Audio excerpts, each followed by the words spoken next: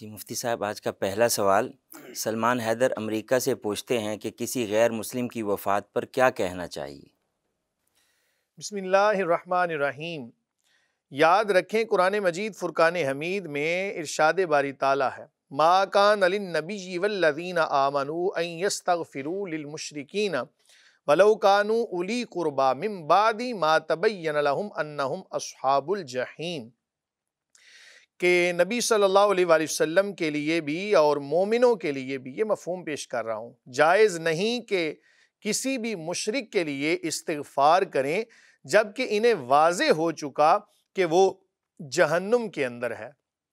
کوئی بھی غیر مسلم جب دنیا سے جاتا ہے تو اس کے حوالے سے یہی ایک تصور ملتا ہے، قرآن و سنت کی روشنی سے یہی سبق ملتا ہے کہ جو دین فطرت یعنی دین اسلام پر گیا اس کی تو بخشش ایک نہ ایک دن ہو جائے گی، کبھی نہ کبھی۔ اگر گناہ گار بھی تھا تو اپنے گناہوں کی سزا بھگتنے کے بعد ایک نہ ایک دن جنت میں ضرور داخل کر دیا جائے گا، چاہے وہ کبائر کا مرتکب ہی کیوں نہ ہو۔ لیکن یاد رکھیں، ان اللہ لا یغفر ان یشرک بہ ویغفر ما دون ذلک لمن یشاء، اللہ تعالیٰ جو شرک ہے اس کا گناہ معاف نہیں کرتا، اس کے علاوہ جس کو چاہے وہ معاف فرما دے۔ یہ بھی اس نے اپنے ذمہ کرم پر اپنے اوپر یہ اپنی ذات کے حوالے سے واجب کیا ہے، ورنہ یاد رکھیں اللہ تعالیٰ پر کوئی بھی چیز واجب نہیں ہے۔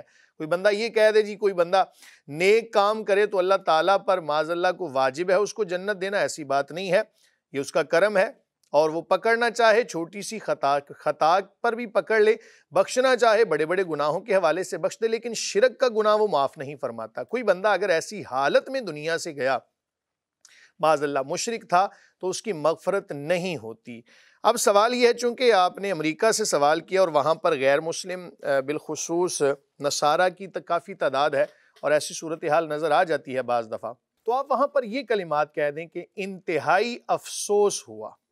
اب یہ افسوس آپ کو کس بات پہ ہوا ہے یہ آپ اپنے ذہن میں رکھ لیجئے، یہ میرا ایک اشارہ بھی ہے آپ کی طرف کہ افسوس ہوا، بس اتنا آپ کہہ سکتے ہیں۔ یہ کہہ سکتے ہیں کہ زندگی کے اندر اس کے معاملات، کیونکہ عقائد کا مسئلہ تو آپ کو نہیں معلوم، آپ یہ کہہ دیں کہ اس کے معاملات اچھے تھے، نہایت افسوس ہوا، صد افسوس، اس طرح کے الفاظ کے جن کے اندر کوئی دعائے مغفرت نہ پائی جا رہی ہو، ایسے کلمات آپ کہہ سکتے ہیں۔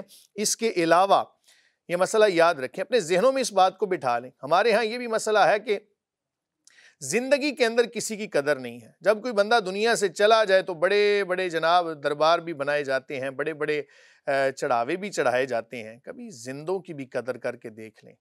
مردے کو سہارا دینا باعث ثواب ہے، ہر بندے کو پتا ہے، لیکن کبھی زندہ کو بھی سہارا دے کر دیکھیں۔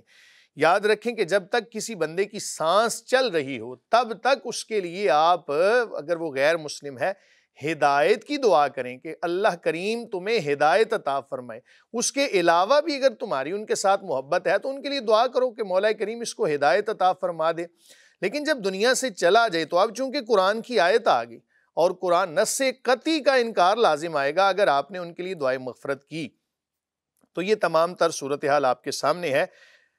ایک حدیث مبارکہ بھی سنا دیتا ہوں آپ کو، اس کو ہمیشہ پلے باندھ لیجئے گا، یہ بڑی قیمتی بات ہے۔ میں جب مدرسہ اپنے جو جامعہ ہے وہاں سے فارغ التحصیل ہونے کے بعد میں وہاں سے نکلنے لگا تو ہمارے ایک استاد صاحب ہیں، بڑے شفیق و مہربان، اللہ تعالیٰ ان کو صحت عطا فرمائے۔ میں نے کہا حضور مجھے کوئی نصیحت فرما دیں۔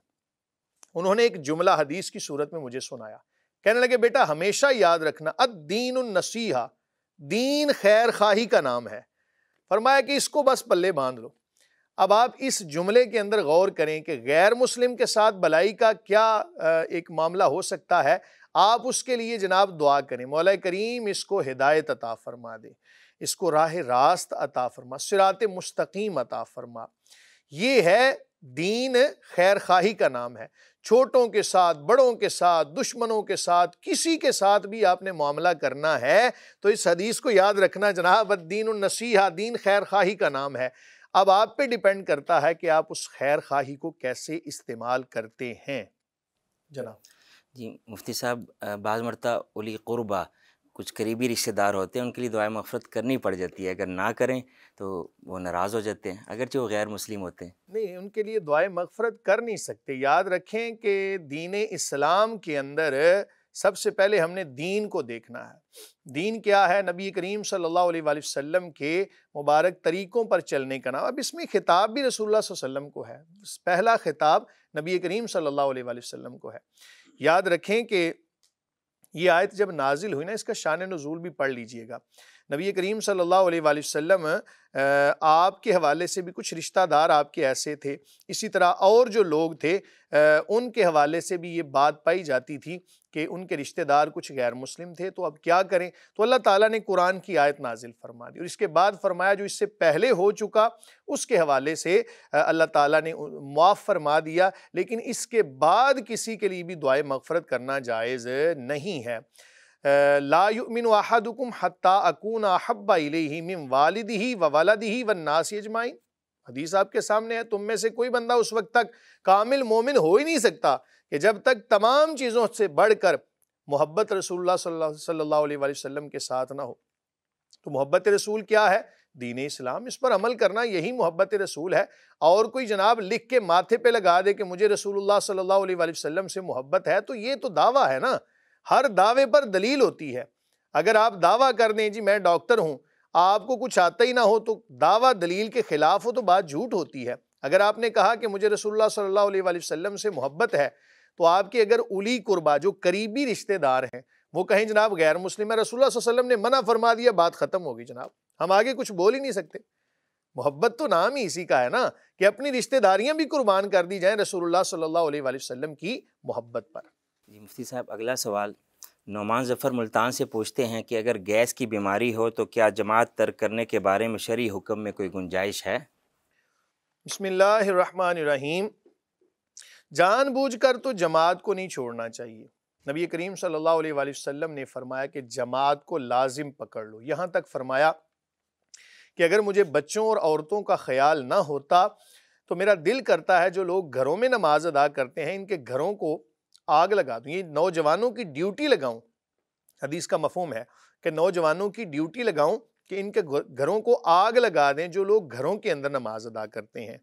ہم یہ مسئلہ یاد رکھیں کہ جب کوئی عذر پایا جائے، عذر کیا ہے کہ آپ اگر مسجد میں جائیں گے تو آپ کے جانے کی وجہ سے جماعت کے اندر قلت پیدا ہو جائے۔ مثلا کسی بندے کو اللہ نہ کرے کوئی ایسی بیماری ہے جس کی وجہ سے لوگ اکتاہٹ محسوس کریں، آپ کو اگر کوئی یا کسی بندے کو بھی اگر کوئی گیس کا مسئلہ ہو تو اگر وہ مسجد میں جائے گا تو اس کے جانے کی وجہ سے ایک سمیل پیدا ہوگی اور اس کی وجہ سے نمازیوں کی قلت واقع ہوگی۔ اس وجہ سے اس عذر کو مد نظر رکھتے ہوئے اگر آپ گھر کے اندر نماز ادا کر لیں گے یا کوئی بھی بندہ، تو ایسی